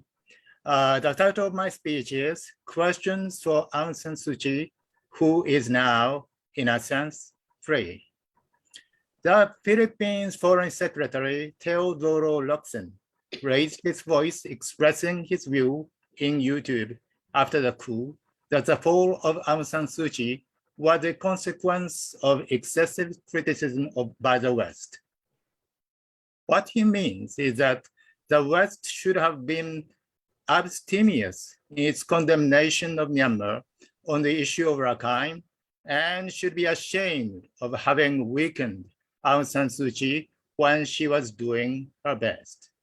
Well, the Burmese military says that it acted on February 1st for better democracy, but Me Online will accept Locsin's interpretation as the second best, as a usual way to cover up. Now that Aung San Suu Kyi is free to look back on her past, the International Court of Justice should order Aung San Suu Kyi to come to Hague again and speak for the trial, not as an official defender of what Myanmar did in the state of Rakhine, but as a witness of the decision-making process of genocide. The misery of the NLD is not that it has fallen from its limited power, but that it has fallen without establishing itself as counterforce against the pre-modern barbarity into which the independence movement of Burma has degenerated since World War II. Aung San Suu Kyi, as the State Council, shook hands with the military, which had been determined to oust her from power, probably long before the election of 2020. Here are some of the questions to be addressed to her. 1. Aung San Suu Kyi said that the military only responded to the attack by an armed group in Rakhine in August 2017. She said that the operation's goal was defense and that what looked like genocide was excessive defense. This seems consistent with the view of the so-called Independent Commission of Inquiry, which Japan kindly stood with. Does Aung San Suu Kyi still hold this view, even when the military calls the NUG a terrorist group? 2. Aung San Suu Kyi likes depending on investigating commissions. Its merits was allowing her to do nothing while the commission was supposed to be working. But was it not obvious what happened? Some Rohingya children in Cox's Bazar drew these pictures for me when I visited them in 2018 and asked why they were in the camp. 3. Aung San Suu Kyi said that Myanmar had its own judicial system and that the punishment of the criminal was not a job of the international community. Does she still believe this, even when she is charged with corruption and Me Online is not? 4. When the Rohingya were raped and killed in Rakhine, Aung San Suu Kyi often thanked foreign countries for understanding and support. Does she not think now that her gratitude was not only improper, but also premature? Japan and China, so often on the issue of Rakhine, so soft on the issue of Rakhine when she was in power, are now also soft on Me Online in power. 5. Aung San Suu Kyi said that the accusation of Myanmar consisted of hate narratives. Does she still say that when Me Online is killing her supporters and says that he did not kill so many as reported? If Aung San Suu Kyi retracts in public what she said in Hague before, she has nothing left to lose. When Aung San Suu Kyi returned home from Hague, patriotic people in Yangon thanked her for fighting against fake news. Now those patriots go to the streets to support the NUG to find themselves being labeled as terrorists by the military, just as the Rohingya were called extremist terrorists. If there is any room for optimism in post-coup Myanmar, it is that the Buddhist majority finally seems to face the unmistakable fact that fake news is coming not from the minorities nor from the West, but from the state of Myanmar itself. When non-state actors tell the truth is not necessarily heard by the world. When a state lies, it advances toward fait accompli. The time obtained is used to wipe out the evidence of genocide from Rakhine. A state often depends on defend other states with a rather anachronistic excuse of self-determination and no interference. It is unfortunate that this principle, which was originally for an autonomous nation to defend its dignity against dubious outside powers, is now used by an autonomous and criminal state free from the recognized principle of modern states to humiliate and exploit its nation to death. A monster is protected by semi-monsters. When states do not function, outside nations should move. Your Excellency, Foreign Secretary Theodore Roxon, please stop talking hackneyed nonsense. I believe your people are too civilized and thoughtful not to despise your mob appeal. The people outside of Myanmar, including the Philippines and other Asian nations, such as Koreans, the Japanese, and the Chinese, should not be self-righteous onlookers, but see themselves as the bearers of responsibility to protect the dignity of one emerging defenseless nation trying to resist sovereign terrorists with a criminal records of genocide, no matter how kindly their own government officials may cover up. Thank you very much. Thank you very much, Professor Michimi-san. You know, many of us use our own crafts, whether we are writers, researcher, academics, activists, journalists. And here's the journalist, a consulting editor of Protom Alum. It's called the First Light in Bengali, the leading newspaper in Bangladesh. I call her, sister. That she will be speaking from Dhaka. Please welcome Aisha Kabar. You muted. Hello, I'm Aisha Kabir from Bangladesh. So being in Bangladesh, I think whether I'm in Bangladesh or any other part of the world, any normal human being will feel the anguish and the pain which the Rohingyas feel. We might not feel naturally the exact same. It's impossible to feel the exact same anguish, pain, suffering, which these people have felt, being raped, killed, victims of genocide, forcefully displaced from their country, and having to take shelter in another country as refugees. So when the refugees, when the Rohingyas first came to Bangladesh, they were driven to Bangladesh, and Bangladesh opened its arms to them and showed its hospitality. And we were, people have praised Bangladesh. Bangladesh, the government has acted, felt very, that we're very good about being good. But to me, as a human being, I don't think that it's anything good or great. It's something just natural. If someone knocks on your door in need, it's only natural that we take them in, just as anybody else would take us in our times of need. But yes, fortunately, at the time, Bangladesh did open its arms, did open its borders, and the Rohingyas did take shelter in Bangladesh, or still are in Bangladesh. But forget about our government, what it did then or it stand now.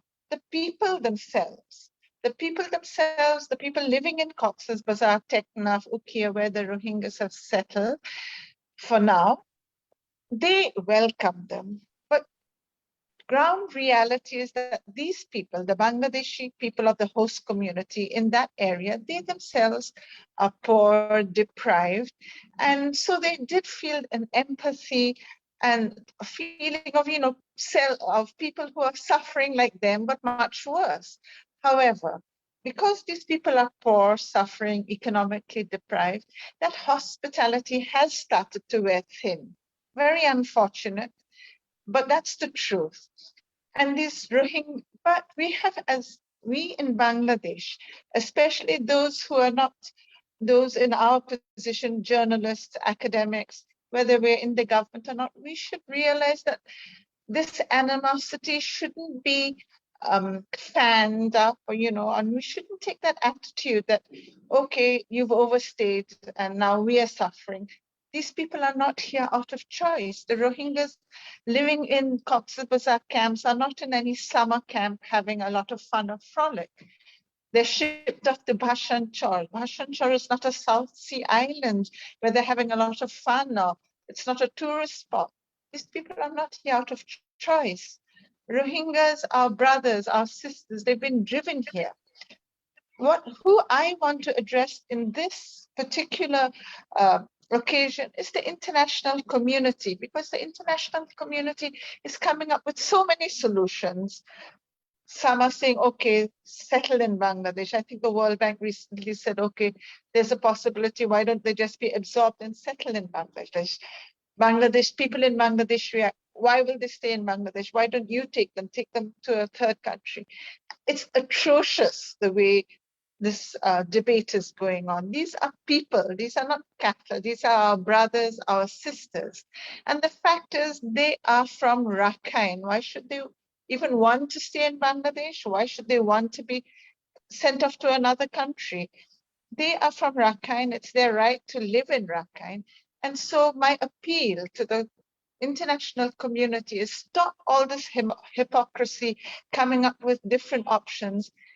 Put pressure on the Myanmar government to take their people, not to take these people back. Let them live in their homes, in security, in safety. Ensure that that is the bottom line. They have to live in their own country, and that's it. So put pressure on Myanmar, make sure they can go back in safety. So many ways there.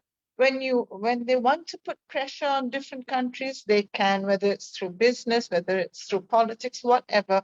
But the bottom line is, let the people of Rakhine, the Rohingyas of Rakhine, live in peace, live where they want to, live their lives. That's my message from Bangladesh. Thank you.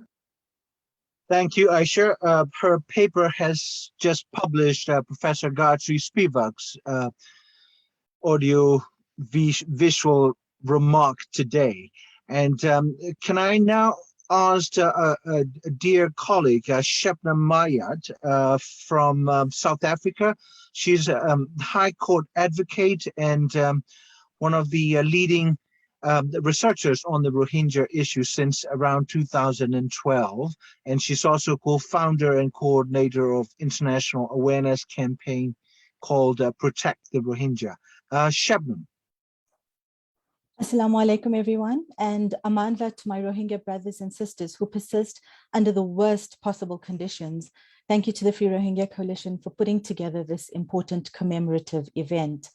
The organization I represent, Protect the Rohingya, was formed in 2012 in the wake of the massacres of Rohingya in Arakan state. And over the last 9 years, we have been fortunate enough to provide analysis to media, to the government, to students, and to various civil society organizations. We've also protested, organized, raised awareness, and ran projects in the Rohingya camps in Bangladesh. Our annual social media campaign began in 2013, and it's called #BlackForRohingya. This is when on every 30th of June, we ask people to wear black and share their photos and messages of solidarity on social media. This year, the response was unprecedented, with over 500,000 tweets, as well as the hashtag trending in Myanmar. This is the first time in the country where there was mass public support for the Rohingya, where just recently even saying the word Rohingya was a taboo. So this campaign for us is the perfect example of when it comes to fighting for justice, there's really no action too small. In December of 2017, our legal team was fortunate enough to be among the first to bear witness and take statements from the genocide survivors in Cox's Bazar. What do you take when you have to leave your home of 800 years? How do you choose which child you will take with you or which parent you will leave behind because you're unable to carry them to safety? And where do you run when the might of the Myanmar military chases you? Who are you when your entire existence is denied? And the horrific eyewitness accounts of mass murder, arson attacks, and gang rape revealed a very well-planned brutality carried out by the Myanmar military in the same way it has been being carried out against the anti-military protesters in Myanmar as we speak. Our legal project wanted to set in motion a global campaign to bring the Myanmar military and officials to justice for their genocide by providing evidentiary material to legal teams that were bringing cases on behalf of the Rohingya, utilizing either universal jurisdiction or the Rome Statute to hold the perpetrators accountable in their various national jurisdictions. You see, genocide is a gradual process and it happens while we're all watching, yet for some reason, our reaction remains reactionary instead of preventative. For real transformation to happen, it must be forged by accountability and action. It is not our charity, but rather our common human experience that must motivate us to listen to the Rohingya, to consult them in all matters concerning them, to seek justice and accountability alongside them, and to ensure that a better future becomes their right the same way we believe it is ours. And we must remember that fighting against that which seeks to oppress, dehumanize, and destroy us is the most natural of human reactions. I thank you. Thank you very much, Shabnam. Now, I'd like to invite an Indian from West Bengal, Indian researcher, Sucharita Sengupta.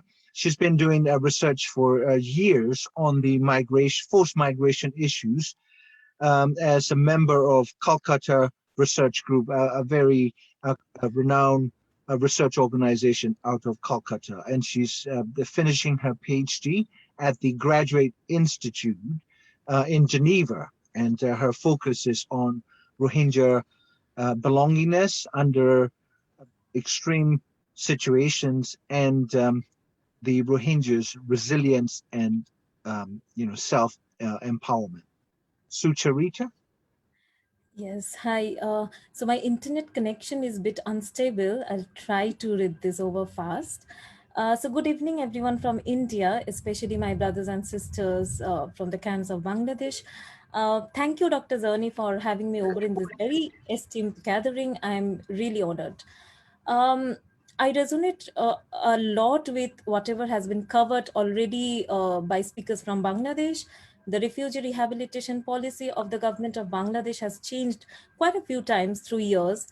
My experiences of interaction with the Rohingya from 2014 in Indian prisons to Bangladesh camps in 2015 and 19 show that contemporary notions of citizenship is transitional and largely shaped by inflow of global capital and market.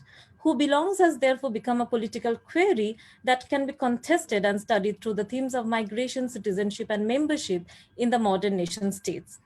Now, recognized globally as deracinated victims of genocide, confined to a cramped space like that of a camp and relegated to a bare life existence as framed by the likes of Agamben, is how the Rohingya would be generally described by scholars. But in this narrative of dispossession, what we often tend to ignore is that they're living human beings and want to break free from such a prison-like existence. Those drives of desperations, unfortunately, are often termed as illegal without trying to understand why there is emerging a strong resistance and resilience among the younger generations of Rohingya in the Indian or Bangladesh camps. It is undeniable that my empathy for the Rohingya did not go down well on either side of the border. although I cannot express enough how much I was protected and cared for by my Rohingya brothers and sisters in the Bangladesh camps, and I really hope some of them are listening today. It is unfortunate thus that both in India and Bangladesh, the Rohingya are considered as risk and not at risk. So my first submission today is unequivocal support for justice of all Rohingya across the world for citizenship rights in Myanmar. Secondly, in my several months of stay in the Rohingya camps of Bangladesh, through conversations that range from life journey from Myanmar to Bangladesh, problems that adolescent youths were facing in the camps, deprivation of basic rights like education, I have wondered time and again as to what exactly has stigmatized the Rohingya in India and Bangladesh as criminals, illegal immigrants, or outcasts. So my second submission is that till they are granted with full citizenship rights, the Rohingya should not be criminalized and recognized as refugees with full economic rights in both these countries. We know that although it was August 2017 and before that, the boat crisis in 2015 that had brought out the Rohingya crisis in global visibility, many of them have been living in the UNHCR recognized camps of Bangladesh since 1978, and periodic waves of exodus have followed since then. My interaction with several registered refugees living in Bangladesh since 1992 reveal that despite having UNHCR recognized refugee cards, they are not yet considered as refugees there, but as undocumented nationals of Myanmar. It is thus imperative that both India and Bangladesh incorporate the Article 15 of Universal Declaration of Human Rights and look at the Rohingya living in Bangladesh and India through a humanitarian lens, even though they are not signatories of 1951 conventions or all international conventions. It really doesn't matter. Drawing from here, my final point is, while much has been explored in terms of how refugees relate to the past, very little has been discussed on their self-orientations to the future. How do they look forward and generate hope amidst a general sense of loss of territory, life, citizenship, and so on, needs more deliberations. The question of identity of the Rohingya, especially registered Rohingyas in Bangladesh, is also very crucial at this stage. The older generations have often been compelled to suppress their identity out of fear of incarceration in both India and Bangladesh. Now, the current situation in Cox's Bazar benefits capital. How far is that reaching the Rohingya? The camps are gradually transcending into semi-urban pockets. Camps themselves can come to resemble slums of thousands of people, especially when they have existed for many years. If a return anytime soon to Myanmar is not possible, can the states involved in providing asylum think of an integration of the refugees? These are questions of hope, and at the moment we can just wait and see what unfollows. Waiting, unfortunately, is not one defining moment so far as the Rohingya in camps are concerned, but sadly a way of being. And I really hope that it changes soon for better. In solidarity, thank you very much again for having me over here. Thank you. Thank you, Sucharita. Can I now invite one of our esteemed Australian colleagues, Daniel Taylor. Daniel is a renowned refugee rights activist, asylum solicitor, and importantly for us, the plaintiff in the 2018 Crimes Against Humanity case against Aung San Suu Kyi, when Suu Kyi was in Australia for an international summit. And Daniel must be, it must be quite late in Australia. Daniel. It's getting there. Hi, Zani. Thank you for inviting me onto the forum. It's a great honor to be in such esteemed company and broadcasting to Rohingya people all around the world. And salam alaikum. In particular to those in camps in Burma who are subject of ongoing discrimination to such extent of lacking food and medicine and access to communication to convey their plight to the world. The reason why we took the Rohingya case first against the Aung San Suu Kyi when she came, first and foremost, was because of the suffering that Rohingya people had expressed through, for example, last messages conveyed to their relatives, which I heard from traumatized individuals in Lakemba in Australia, their sisters, their brothers, their dying words, terrorized WhatsApp messages. And this trauma, if we know of it, we have to act upon that. We can't not act, otherwise it doesn't achieve anything. Rather, otherwise it's completely in vain. And I believe that there's a responsibility in knowing. There's a responsibility to know, but also to thereupon act. And we saw, of course, that the Australian courts rejected this move, but nonetheless, it was an important step to identify that a head of state, even a democracy icon, who will label 500 and just blithely say that 500 terrorists are in each village is code for slaughter. But I don't want to let the world off the hook here, because in my work, what I've seen is that the real root of genocide is racial discrimination.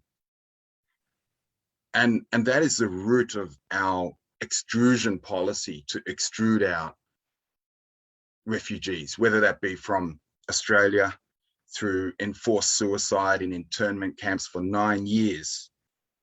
Rohingya people and others have been interned to force them back to Burma, to the point of people self-immolating, burning themselves. We have policies designed to enforce separation of families, so that if a refugee has come outside of Burma, even if they get protection, they will never be able to reunite with their family.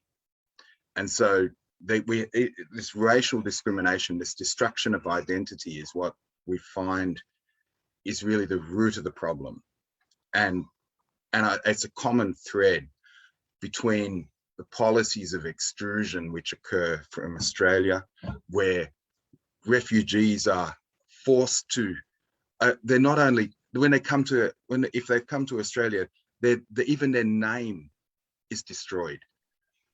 They get randomized, misspelled, bifurcated, fractured, and they're given sounds as names by officers in the most atrocious and appalling ways. And it's that weakness of coming from a culture which is no longer going to be the majority, and moving from Rohingya language, which is not even written in Burmese, not having a written script, not being able to go to the Burmese side, being forced over to the Bangla side, but not having Bangla script, then going throughout the world, and just this destruction of identity. And a lot of our work is to actually interact with the people in the camps to re-establish identity. And it comes from the Rohingya community itself. And can only be done by Rohingya lawyers, in truth. It can't be done by, however well-meaning somebody from another community wants to be. They can't do 1/100th of what a Rohingya lawyer can do for their community, because they know. And this is the building up that has to occur within the camps, the communication that has to be maintained. In short, we have to look at all forms of racial discrimination, and building up from the ground those, if you like, peaceful soldiers to reestablish identity, to rebuild community, and maintain their humanity. because that's how we can build it. We can build up the community. So that's my strong and firm belief. What I in this opposition to racial discrimination, I think that's the underlying thread of genocide and the root of the problem. And if I can just finish on that note, a focus, to me, this is the really fundamental issue to address. Thank you. Thank you so much, Daniel. Our next speaker is Kinam Kim. Kinam single-handedly organized an international conference in Seoul a year before the lockdown, just around this time. And he is an American-trained international human rights lawyer, has been a leading researcher, or I should say the leading Korean researcher from Seoul, and just established with Rohingya colleagues, Rohingya Human Rights Research Center. He's been very active on this issue for the last almost 10 years. And his group Asian Dignity is one of the co-sponsors. Kinam. Thank you, Johnny. Thank you, organizers, for inviting me for these important events to show my solidarity to the Rohingya people. Over the last 4 years, I've met in Bangladesh camps more than 1,000 Rohingya survivors from 30 villages where they used to live before crossing the border. Before the COVID-19, I visited them like 4 or 5 times a year and interviewed survivors in the camps. And recently, I've been talking to them online. I miss them so much, and I look forward to the day when I could meet them face to face again. To commemorate the 4th anniversary, we are having talk concerts with the members of Korean civil society tomorrow. We hope more people in Korea also can remember and stand in solidarity for the Rohingya survivors who are still barely surviving in poor conditions. There are some of these survivors that especially come to my mind now. I cannot forget some of the mothers from Chupin village. I remember the mother who calmly told me that the breastfeeding her baby boy was the only thing she could do for him at the last moment. I also remember an old mother crying and saying that her adult son and husbands wouldn't be dead if she hadn't gone back to Myanmar in the 90s.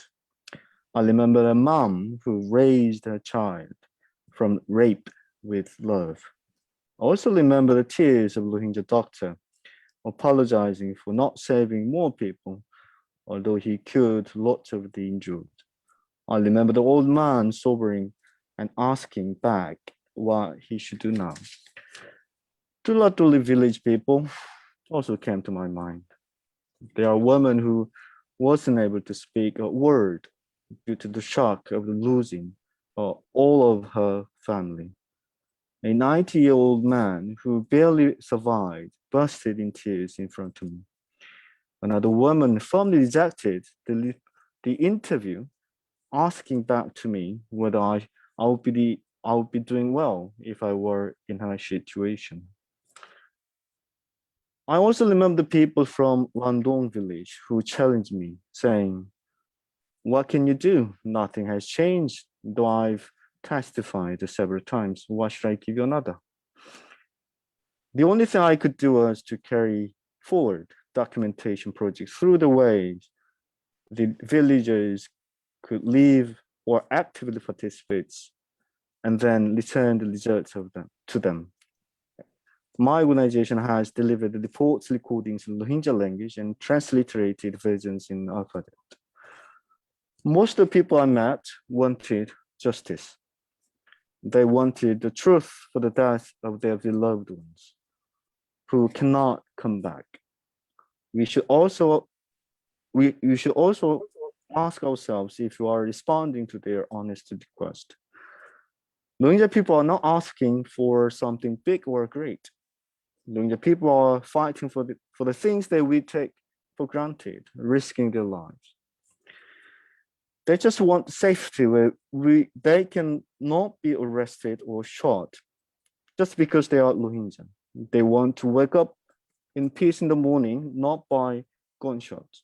They want to be treated equally, not discriminated against, just because they are Rohingya. Survivors seem to be getting exhausted over the past 4 years. Some said it's too hard for them to return to their home. Some died in the camps already. I'm asking myself, how much more sacrifice do they have to make for the international community to move forward?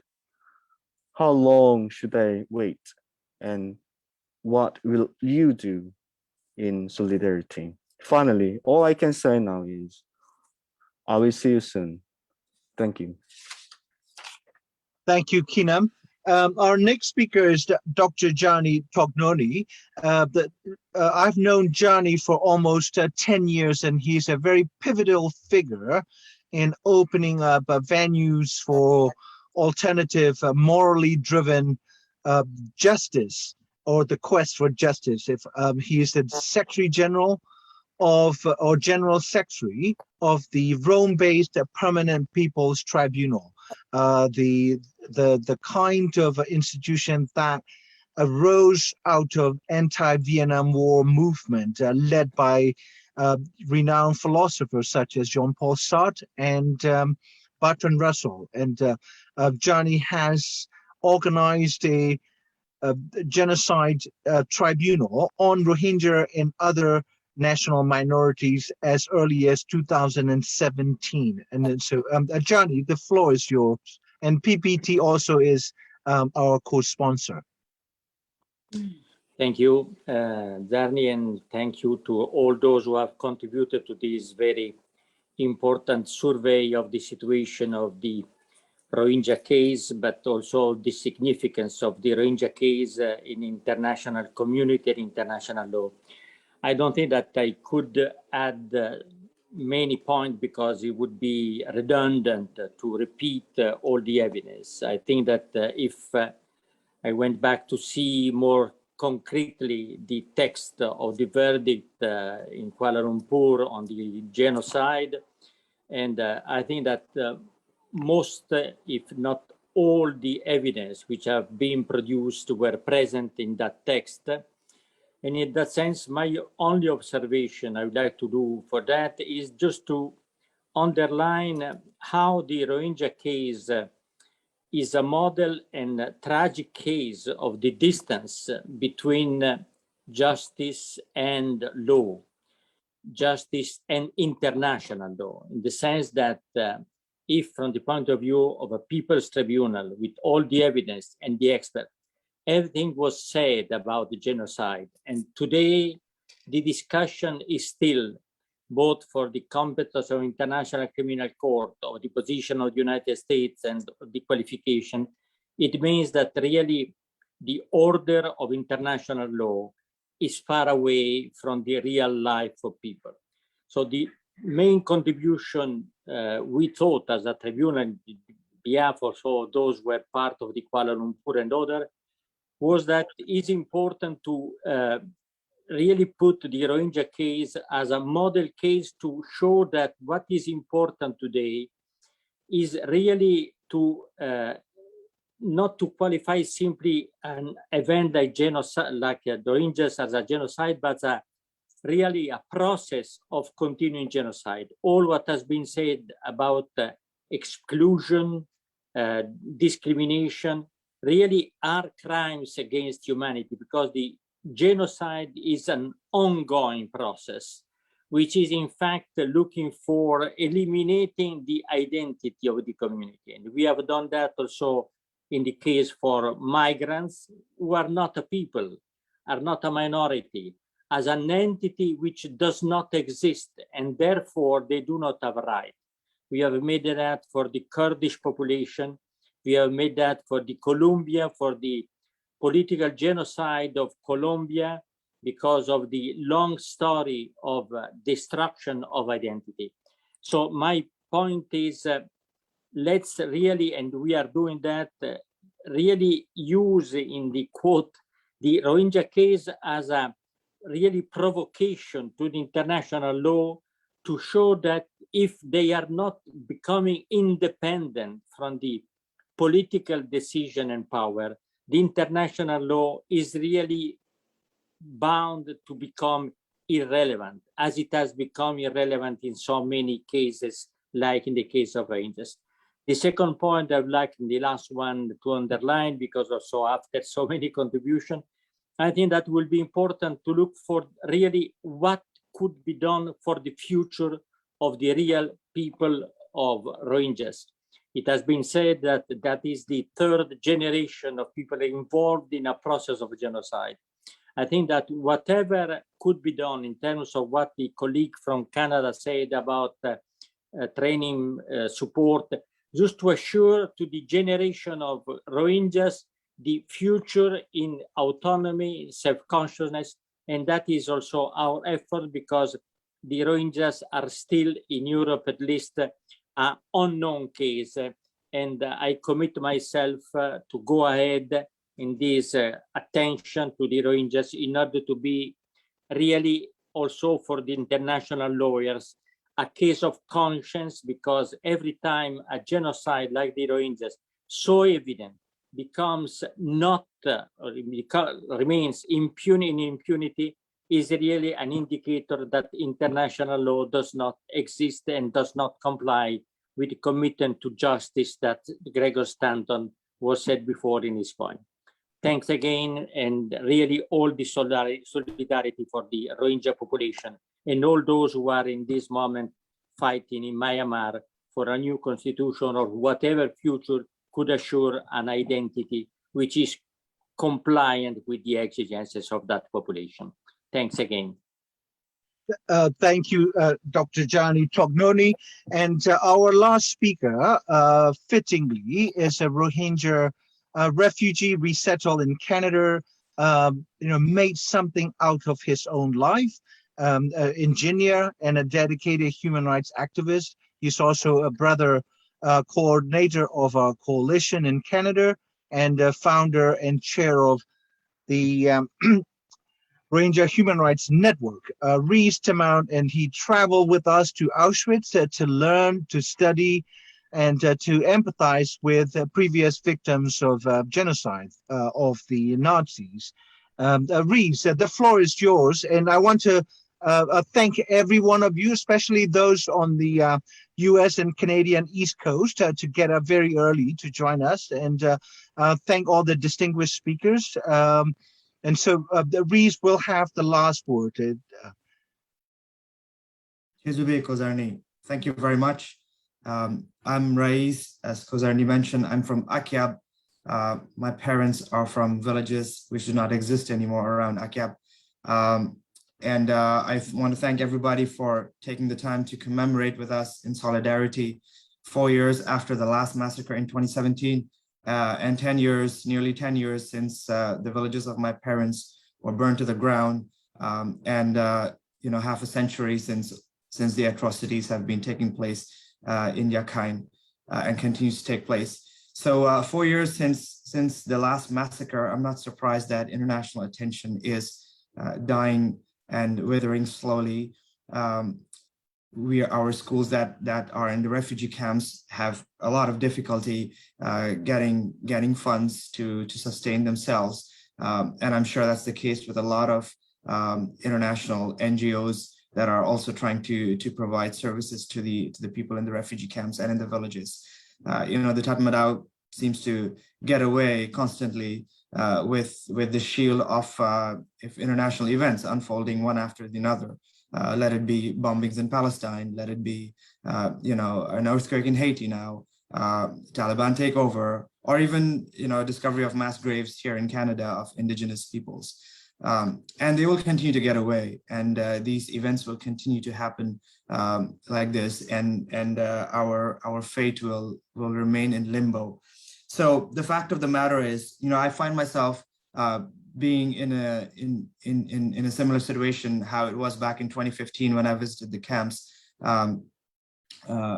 prior to the massacre, where things were so down to the ground that people were scooping water out of a dirty pond, and those kids were, I'm sure they died within a few years, if not. We all know that infant mortality is very high over there. So we are reaching in that, and we're going to be heading in that way. The fact of the matter is, no international community has its interest in bringing a change into its genuine interest in bringing a change in the well-being of my people, and the large NGOs, they have limited and selfish sometimes interest in helping us. And it's important, especially this message is to my Rohingya brothers and sisters who are watching, that we, bring a change in ourselves and help ourselves and find ways to develop ourselves ground up, just like Daniel was mentioning, to bring a change that is much required, and that will be required with years moving forward and everything drying out. Developing ourselves in areas of education, in women's empowerment and youth empowerment, in volunteerism, building the spirit of volunteerism. All of this will be extremely crucial and is extremely crucial. So by those who are Rohingya madad na garibo nani andela bafide kaira are basabudere indela kisu indela intezar gorile Rohingya go no garibo ar honudin tobdili no aibo. Bangladeshi bhai bon tara are bahut madad guje. The brothers and sisters in Bangladesh, just like Aisha was mentioning, helped us very wholeheartedly, but we don't test their generosity. It is time we build ourselves. And we have to work on this as we move forward. Thank you so much, Gozarni and Nesanwe and everybody who's here.